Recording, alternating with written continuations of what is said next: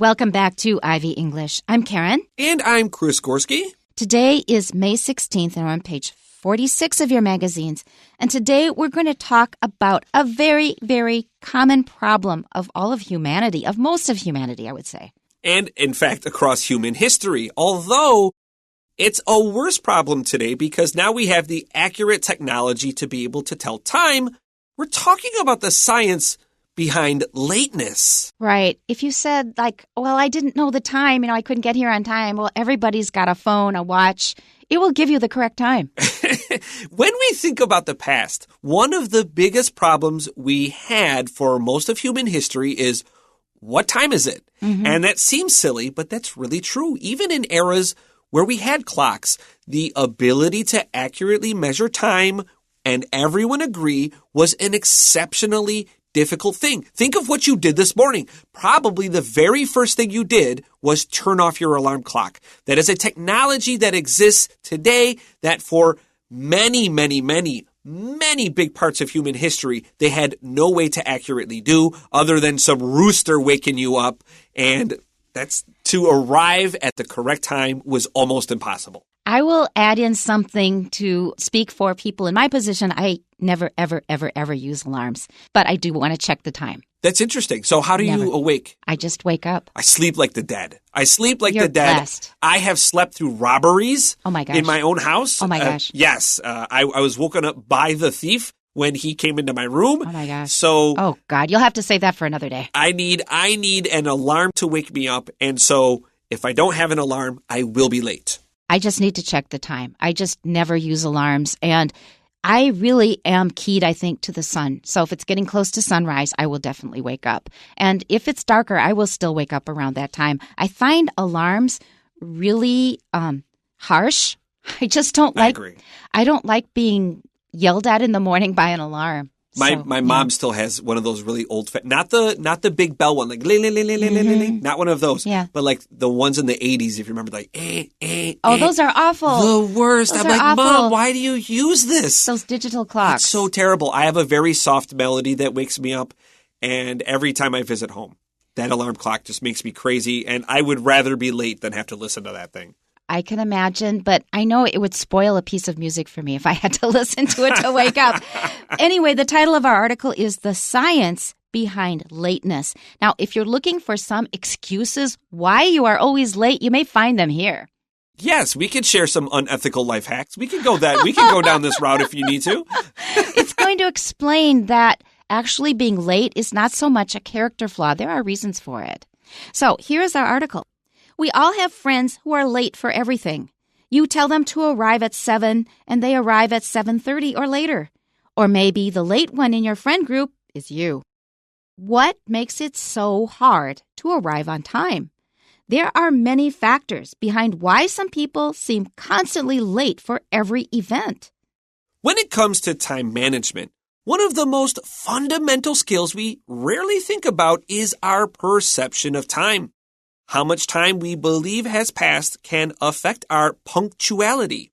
Researchers at San Diego State University conducted a study to figure out how people measure time. They divided test subjects into two groups based on their personality.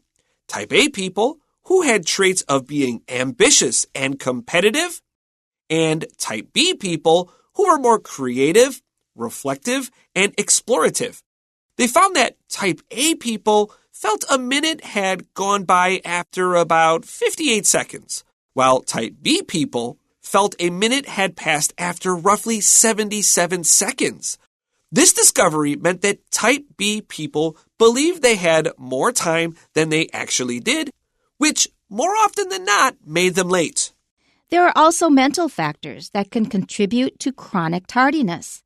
People with anxiety problems may be more critical of themselves. Therefore, it takes more time for them to get ready. For example, they may worry about how their outfit looks, so they need a lot more time to get dressed. But how can one overcome lateness? For one, you can set all the clocks in your home 15 minutes fast. Adding 15 minutes to the time you need to get ready is also helpful. That way, you'll hopefully leave your home on time. With some self-reflection and time management, lateness can be a thing of the past. If only it were that easy.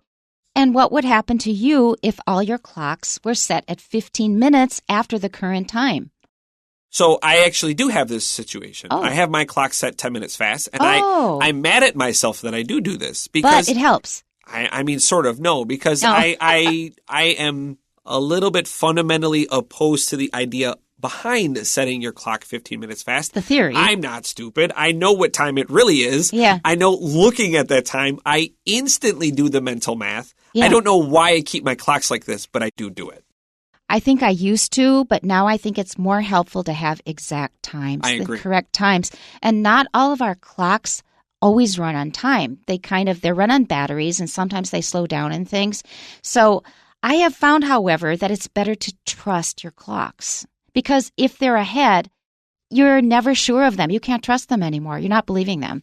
I just don't like that You're feeling. trying to fool yourself. But who are we really fooling here? That's right. Well, let's go back to the beginning. The science behind lateness. So lateness we view as like I said, a character flaw. Character means the kind of person you are, how high your standards are for your own behavior and your own thinking. So we view it as a character flaw. That means there's something wrong with you as a person. But here we're saying that there is a science behind it, depending on your personality type, which I found really interesting. There may be something to it. So let's go back to the beginning. We all have friends who are late for everything.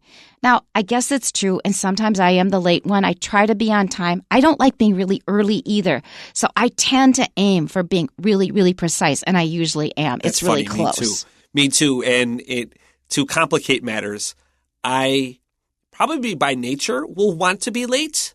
I probably by nature want to be I'll run naturally 10 minutes late. But because I feel this is a little bit rude, I try to be on time. So what happens is I panic, get ready so that I can be exactly on time. I think if I were a little less conscientious, I would be a chronically late person. That's very interesting. I bet that it's similar to many other people. I'm sure you're not the only one. For me, I said I want to keep my time correct, all of the clocks correct, and that works well when you're using a digital device. So I have a watch that gives the correct time. This is very important to me because from my doorway to the bus stop, I know exactly how long it takes me. God, we're so similar. Depending on how motivated I am. If I know I have less time, I know how much faster I need to go than usual. I need to know that I have to take 2 steps at a time instead of 1 step. And I know where I can decide not to run, but I have to walk fast. I have it down to the second. And it happened this morning as well. And I got there on time, just on time. So similar. This is creepy. You're practically in my brain saying exactly what I'm thinking. I try to leave a few extra minutes, and usually I do. But sometimes something just comes up at the last minute. I didn't turn off the light. I have to run in and turn off the light. So that has taken off a few seconds. So I need to know the exact time in order for that system to be functional. Yeah, I agree. If one of my cats won't go into the correct room or there's another cat that doesn't want to come out, that can throw your schedule off by 1 or 2 minutes. And if you take the Taipei MRT, you're standing around for 8 minutes, and that's a waste of time. Okay, let's go back over the first sentence and go right into the second sentence. We all have friends who are late for everything. You tell them to arrive at 7, and they arrive at 7:30 or later. Or later. Oh, that would be a nightmare for me. Fortunately, that doesn't usually happen with me. Most of the people I know are pretty much on time. Or maybe the late one in your friend group is you. I will tend to be late, but usually within 5 minutes, so it's not too bad. Yeah, I think 5 minutes is acceptable. It's 15, 20 minutes where things get problematic. That's right. What makes it so hard to arrive on time? They're asking the question here to lead into what they have discovered about different kinds of human brains or personalities. There are many factors behind why some people seem constantly late for every event. And right here they have me hooked because I didn't know that there was some reason in our brain that makes some people more likely to always be late than others. My older sister is chronically late. We do that naughty trick where because she's always late, we will artificially build her a buffer. We'll say, okay, we'll see you at 3:30. But we really know she won't be there till about 4. So we all arrive at 3:45. Oh, okay. I think that's fair, though. I mean, she must know that. We don't tell her. But she must know that about herself. I think so. But yeah, there's always an excuse of hey, don't worry about it. Come on in. Okay, let's continue to our next paragraph.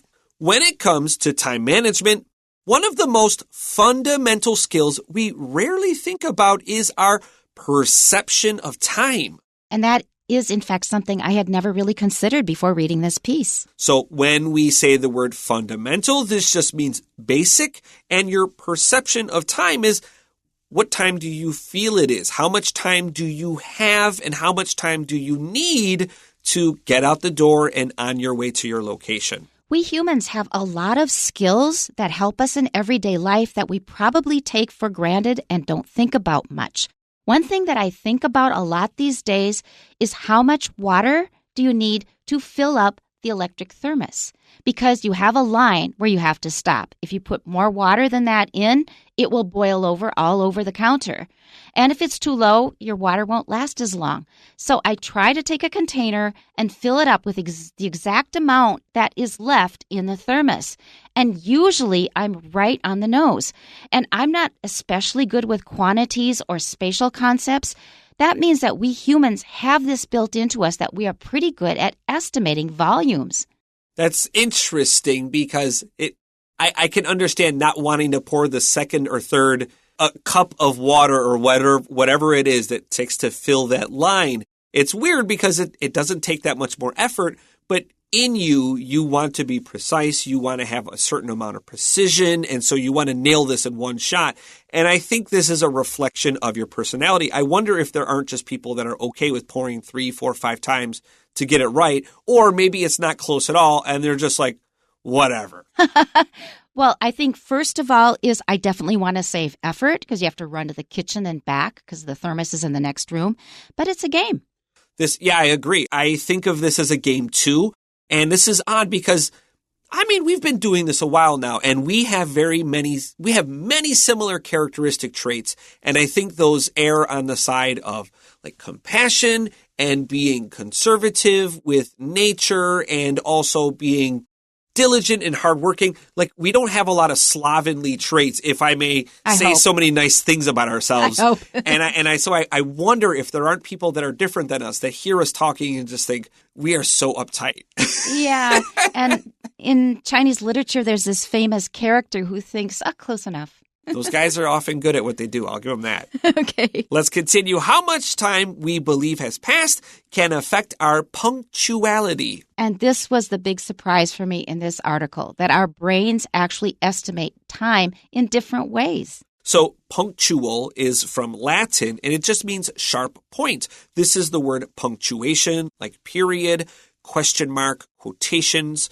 These are all punctuation. And we use punctuation in a very specific point at the end of our sentence or to enclose quotes. So punctuality means we need to be at a place at a very specific time, just like punctuation we use in a very specific place.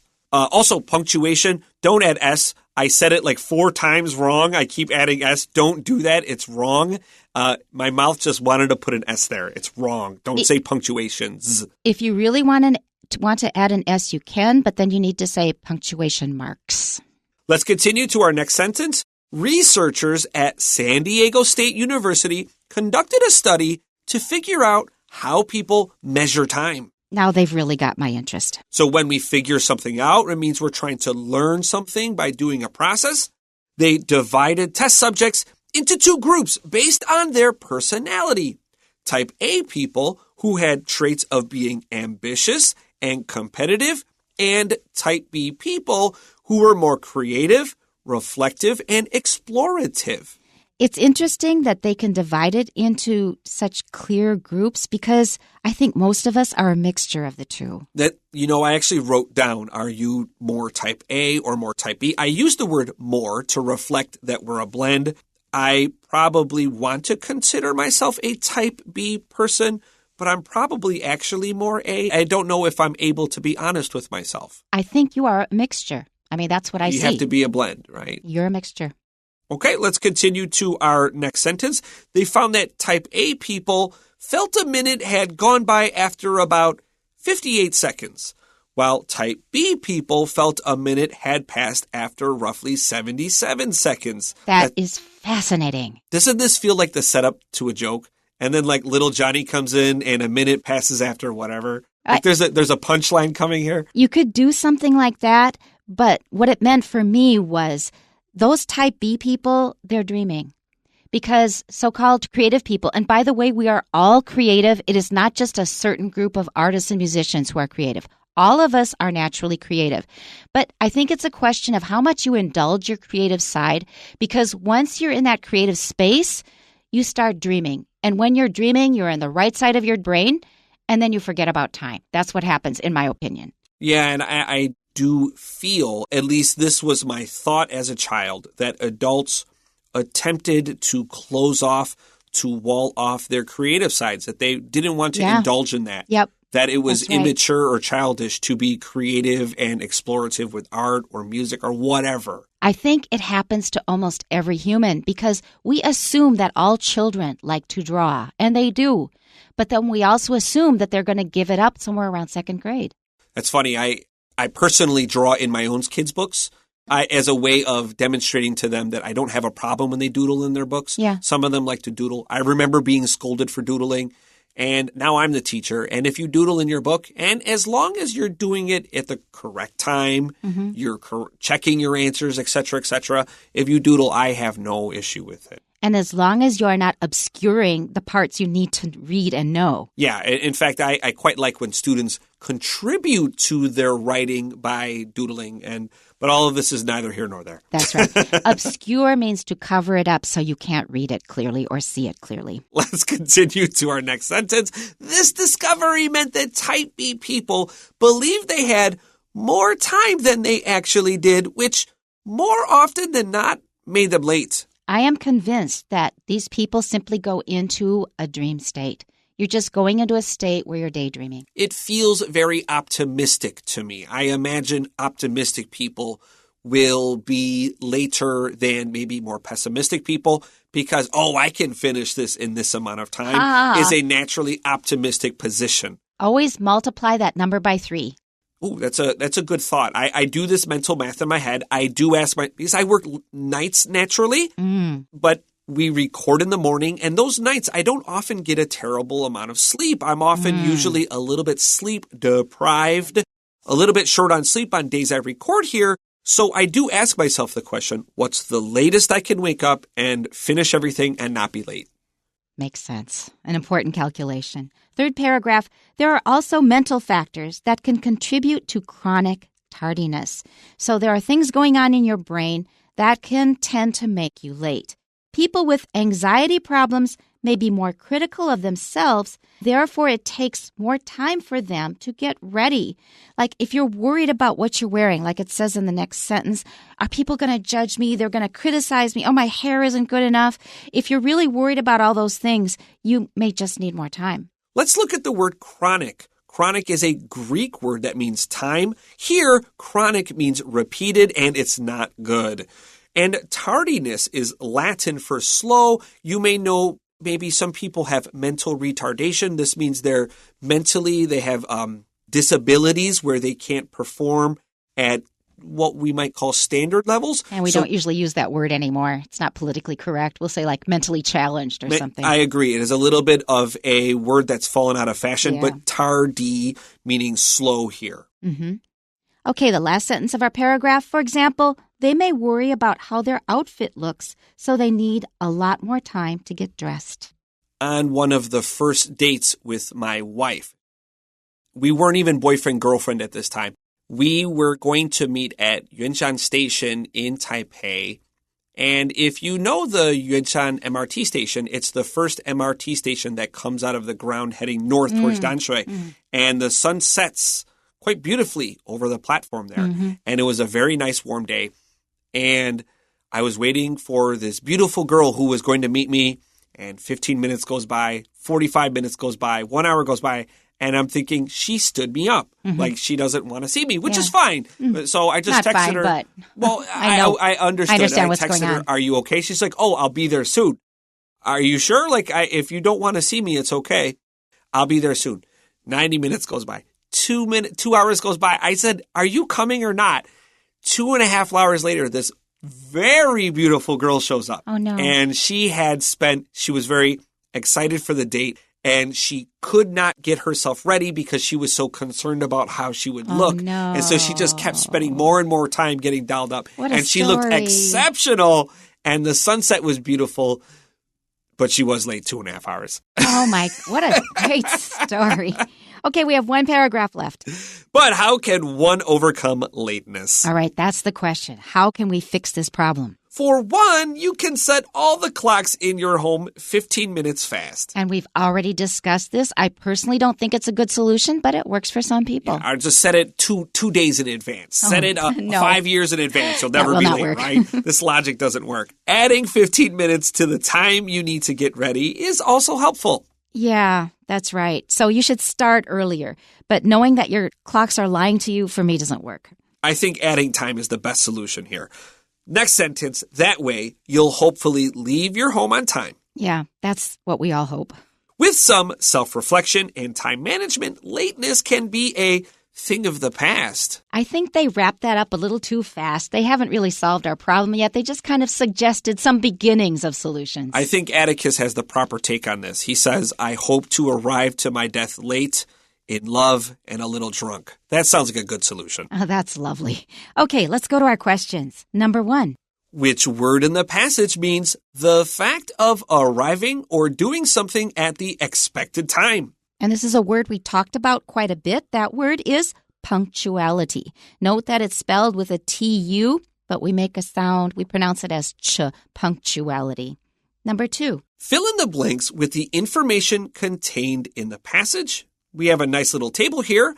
Our top row is labeled type, personality, and how they measure time. And the first type of people are type A people. And as for personality, we have a number 2 here. That means this is question number 2. We have to fill in the blank. As to personality, they are blank and have a strong wish to be successful. The answer should be competitive. The second type of people is type B people. And their personality, as to personality, they are creative, reflective, and explorative. Now, for question number 3, we have to fill in this blank. Type A people felt a minute had passed blank than what type B felt, and the answer here is faster. Type A people felt a minute had passed faster than what type B felt. Number 4. Check the people who are likely to have a problem with being on time. So we have another little chart, a statement, and then you check it if you agree this person will be late. Let's read the first one. Ed is a teacher. He spends lots of time preparing his teaching materials. Nah. It doesn't imply being late. Okay, the second one. Amy is an artist. She's much more creative than other people. She is often going to be in that daydreaming state, so time will slip by and she won't even notice it. So we put a check here. The third one is Sally is a student. Her clocks are set 20 minutes fast. Well, hopefully that's going to help her be on time, so we're not going to check that. And finally, Willie is an office worker. He feels that minutes pass slower than they actually do. That's somebody who has to watch out because he thinks that only a little time has passed, but actually a lot more time has passed. He will have to be very careful about being on time, so let's check that one. And that is it for today. We're done. We'll see you next time. Tune in then. Bye-bye. Bye-bye.